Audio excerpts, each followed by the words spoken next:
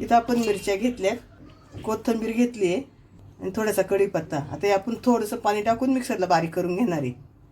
मैदा 1 वाटी, तांदळाचं पीठ आहे अर्धी वाटी, पाव वाटी कॉर्नफ्लॉवर, आलं लसूण आपण किसून घेतले, जिरं पावडर टाकली आपण, चाट मसाला, हळद, धनिया पावडर, लाल मिरची पावडर, चवीनुसार मीठ.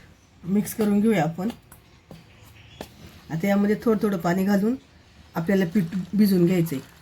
आपल्याला जास्त पातळ नाही करायचं, त्यामुळे थोडं थोडं पाणी घालून तुम्ही भिजवा पीठ. आपलं पीठ इथं भिजवून झाले. या पद्धतीनं आपल्याला करायचं आहे, जास्त पातळ नाही करायचं, घट्टच ठेवायचं आहे. पाठीमागून पीठ आलं ना, लाईन उरली तर अशी लाईन आली पाहिजे.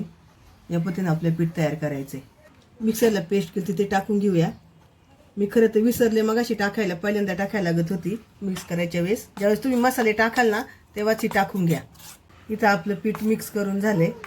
त्यामध्ये आपण 2 चमचे दही टाकणार आहे आणि मिक्स करून घेणार आहे. इथं आपण तेल तापत ठेवलंय. यामध्ये आपण फ्लावरचे तुकडे टाकून घेऊया. डीप करायचे आहेत आपल्याला याच्यात पूर्ण ते, आणि एक एक उचलून तेलामध्ये सोडायचं आहे.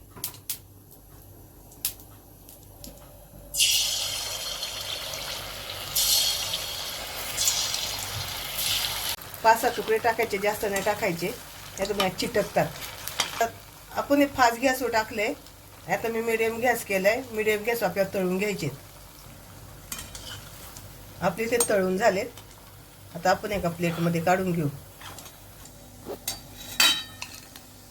फ्लावरचे 65 बघा किती छान झाले.